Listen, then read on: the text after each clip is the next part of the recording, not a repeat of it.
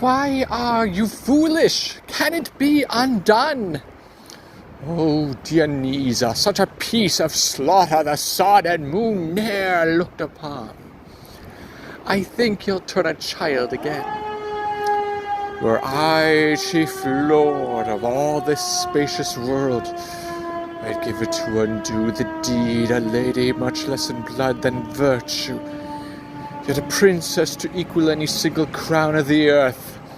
In the justice of compare, O villain Leonine, whom thou hast poisoned too, if thou hadst drunk to him, it had been a kindness, becoming well thy effect. What canst thou say when noble Pericles shall demand his child? That she is dead. Nurses are not the fates, to foster is not ever to preserve. She died at night. I'll say so.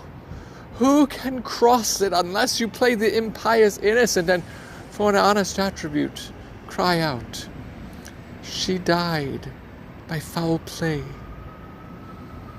Oh, go to. Well, of all the faults beneath the heavens, the gods do like this worst. Be one of those that thinks the petty wrens of Tarsus will fly hence and open this to Pericles. I do shame to think of what a noble strain you are, and of how coward a spirit. To such proceeding whoever but his approbation added, though not his prime consent, he did not flow from honourable courses. Be it so then. Yet none does know but you how she came dead, nor none can know. Leonine being gone, she did disdain my child, and stood between her and her fortunes. None would look on her, but cast their gazes on Marina's face, whilst ours was blurted at and held a malkin not worth the time of day. It pierced me through. And though you call my course unnatural, you not your child, well loving, yet I find it greets me as an enterprise of kindness, performed to your sole daughter. Heavens forgive it. And as for Pericles, what should he say? We wept after her hearse, and yet we mourn. Her monument is almost finished, and her epitaphs, in glittering golden characters, express a general praise to her, and carrying us, at whose expense 'tis done. Thou art like the harpy, which to betray dost with thine angel's face seize with thine eagle's talons.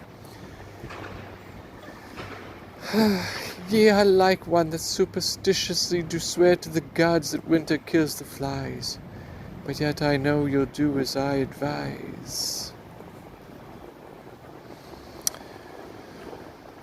Thus time we waste, and long leagues make short, sail seas and cockles have and wish but for it, making to take your imagination from bourne to bourne, region to region, by you being pardoned we commit no crime. To use our one language in each several clime, where our scene seems to live, I do beseech you, to learn of me who stand in the gaps to teach you the stages of our story. Pericles is now again thwarting the wayward seas, attended on by many a lord and knight. To see his daughter all his life's delight, old Helicanus goes along. Behind is left to govern it. You bear in mind, old Ascanes, whom Helicanus late advanced in time to great and high estate, where sailing ships and bounteous winds have brought this king to Tarsus.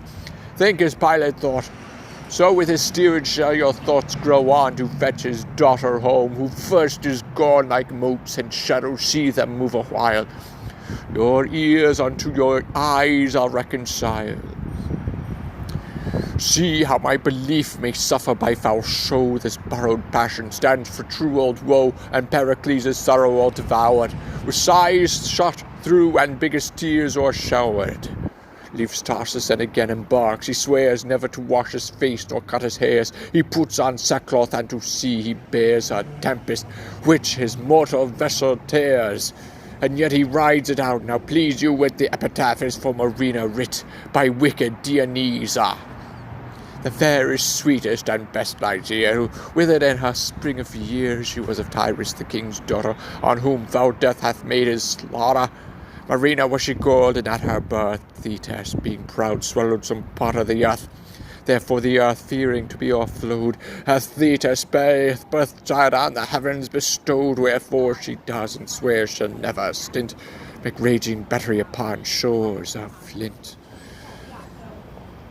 No visor does become black villainy, so well is soft and tender flattery. Let Pericles believe his daughter's dead, and bear his courses to be ordered by Lady Fortune, while a scene must play his daughter's woe and heavy well a day, and her unholy service patience then. And think you now are all in Mitylene.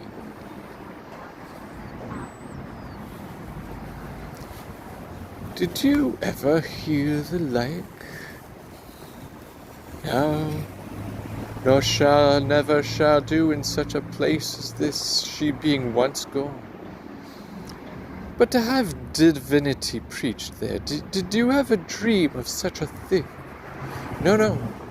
Come, I am for one, no more bawdy houses. Shall go hear the Vesta sing.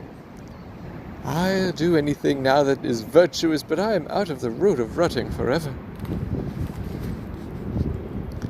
Well, I had rather than twice the worth of her she had ne'er come here. Fie upon her.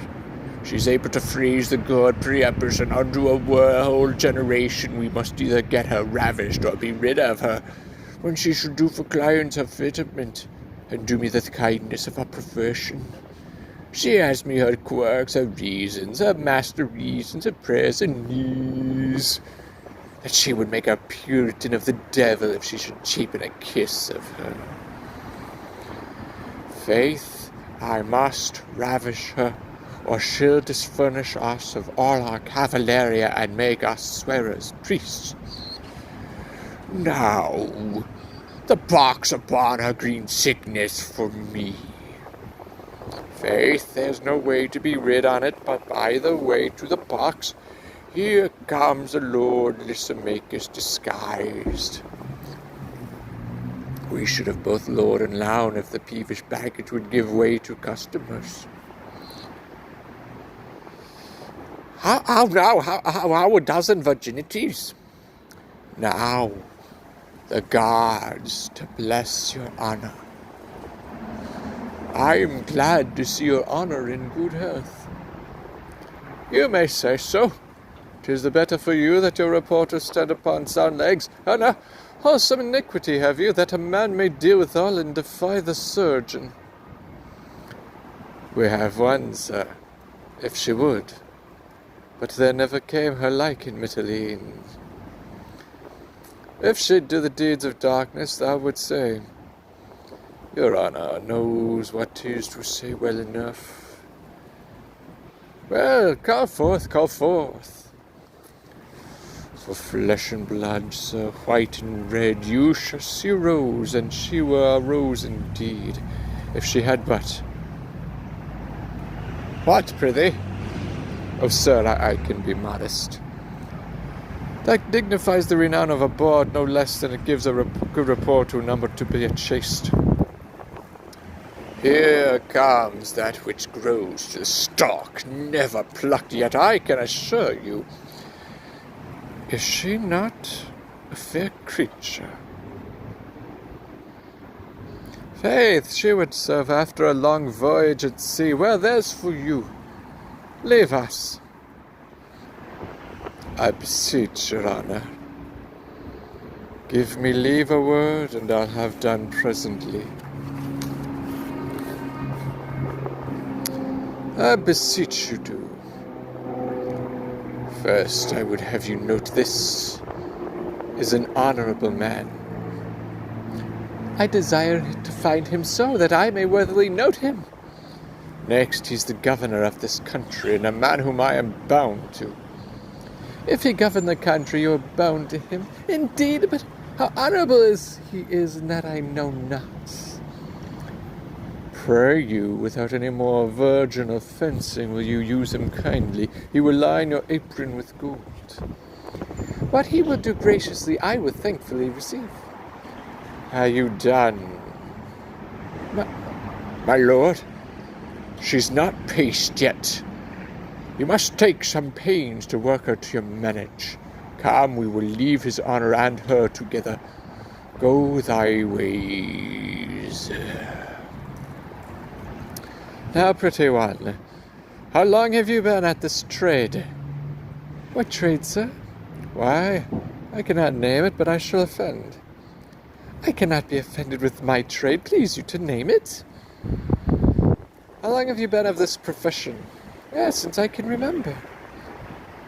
Did you go to it so young? Were you a gamester at 5 or at 7? Earlier too, sir, if now I be one. Why, the house you dwell in proclaims you to be a creature of sin. Do you know this house to be a place of such resort, and we're kept into it? I hear say you're of honourable parts, and are the governor of this place. Why, hath your principal made known unto you who I am? Who is my principal? Why, your herb-woman. She that sets seeds and roots of shame and iniquity. Oh, you have heard something of my power, and so stand aloof for more serious wooing. But I protest to thee, pretty one, my authority shall not see thee, or else look friendly upon thee. Come, bring me to some private place. Come, come. If you were born to honour, show it now. If put upon you, make the judgment good that thought you worthy of it. How's this? Some more. Be sage. For me, that a mermaid, though most ungentle fortune, have placed me in the sty, where since I came to Caesar's have been so dearer than physic that the gods would set me free from this unhallowed place, though they did change me to the meanest bird that flies in the purer air. I did think thou couldst have spoke so well, ne'er dreamt thou couldst. Had I brought hither a corrupted mind, thy speech had altered it. Hold, here's gold for thee. Persevere in that clear way thou goest, and the gods strengthen thee. The good gods preserve you. For me,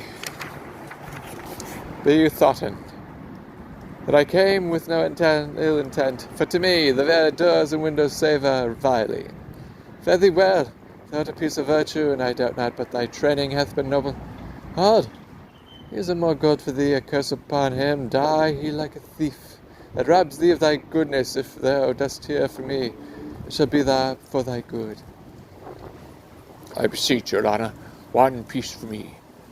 Avaunt, thou damned doorkeeper, your house but for this virgin that doth prop it, would sink and overwhelm you. Away. How's this?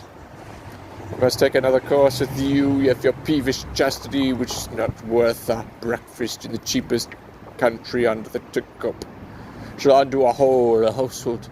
Let me be gelded like a spaniel. Come your ways. Whither would you have me? I must have your maiden head taken off, for the common hangman shall execute it. Calm your ways. We'll have no more gentlemen driven away. Calm your ways, I say. Oh, no, what's the matter? Worse and worse, mistress. She has here spoken holy words to the Lord Lysimachus. Oh, abominable. She makes her profession as it were to stick before the face of the gods. Mary, hang her up forever.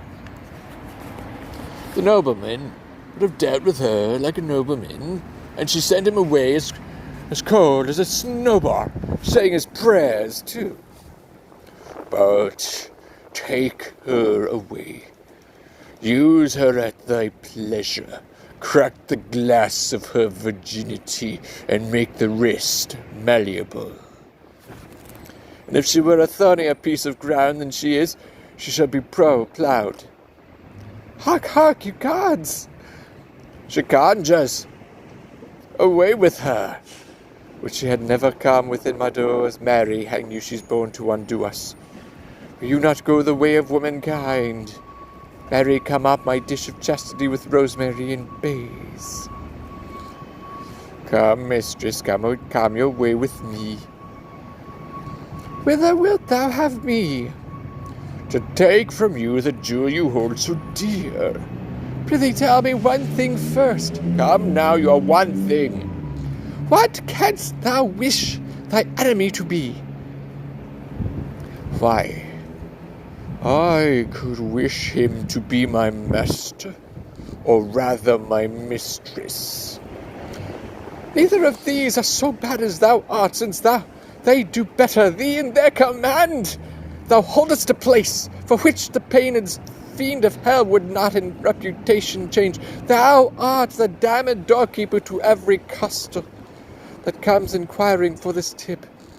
To the choleric fisting of every rogue thy ear is liable, thy food is such as hath been belched on by infected lungs. Why, what you have me do, go to the wars, would you?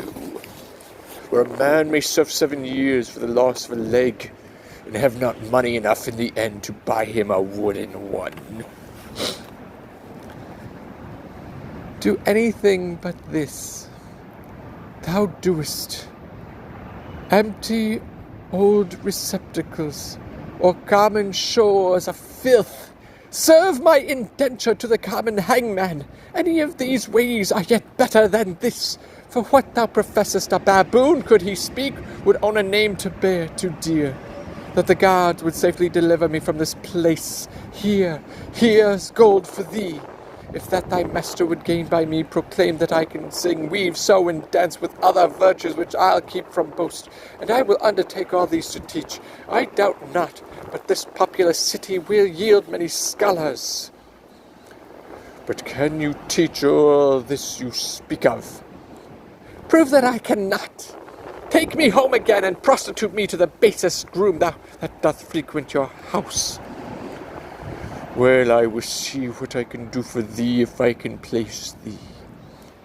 But amongst honest women, faith, my acquaintance lies little amongst them.